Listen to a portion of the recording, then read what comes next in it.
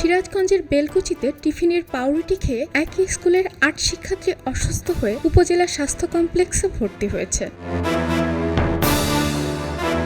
বুধবার ২৪ জুন দুপুরে সদর ইউনিয়নের বেলকুচি সরকারি প্রাথমিক বিদ্যালয়ে তৃতীয়, চতুর্থ ও পঞ্চম শ্রেণীর ৮ জন শিক্ষার্থী টিফিনের পাউরুটি খাওয়ার পর পেট ব্যথা নিয়ে অসুস্থ হয়ে পড়ে। শিক্ষার্থীরা জানায় পাউরুটিতে গন্ধ ছিল।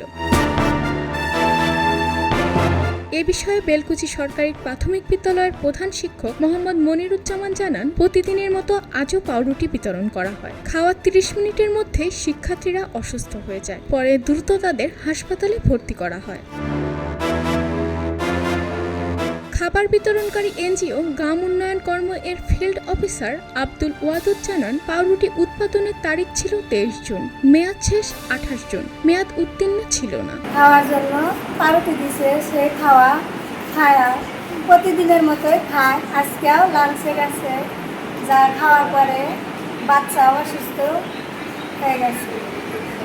আমরা সবাই মিলে হাসপাতালে বেলকুচি সদর হাসপাতালে বেলকুচি উপজেলা স্বাস্থ্য কমপ্লেক্সের ডাক্তার সাবরিনা রহমান উর্মি জানান, দুপুর ৩টায় ৮ জনকে পেট ব্যথা নিয়ে ভর্তি করা হয়। প্রাথমিক চিকিৎসা দেওয়ার পরও এখনো পেট ব্যথা কমেনি। কয়েকটি টেস্ট দেওয়া হয়েছে, রিপোর্ট আসার পর আসল কারণ জানা যাবে। প্রয়োজনে সিরাজগঞ্জ মেডিকেল কলেজে পাঠানো হবে।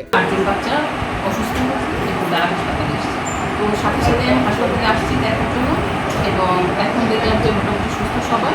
আমার ডাক্তার যিনি এমার্জেন্সি আছে ওনার সাথে কথা হলো, উনি বললেন যে বাচ্চাগুলো ভালো আছে, কিছুক্ষণের মধ্যে আমরা তাদেরকে রিলিজ দিতে পারবো।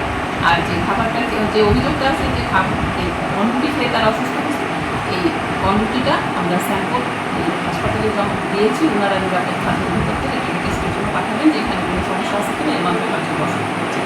বাচ্চাগুলো ১টার দিকে স্কুলে যে টিফিন দেয়, টিফিনে রুটি খাওয়ার পর তাদের পেটে ব্যথা শুরু হয়। পেটে ব্যথার পরে তারা আমাদের এখানে পর্যায়ক্রমে ভর্তি হতে শুরু করে।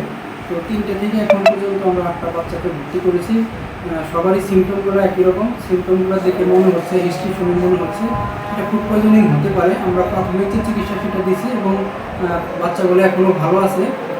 আশা করতেছি যে এর থেকে যদি আর তেমন কোনো সমস্যা তৈরি না হয়, আমরা অবজারভেশনে রাখবো। অবজারভেশনে রাখার পর মনে করতেছি বাচ্চাগুলো এখান থেকে সুস্থ হয়ে বাসায় চলে যাবে। শিক্ষার্থীদের অভিভাবকরা বলছেন, মেয়াদ উত্তীর্ণ খাবারের কারণেই শিক্ষার্থীরা অসুস্থ হয়েছে। খবরের কাগজ, নিখাদ, নির্ভীক, নিরপেক্ষ।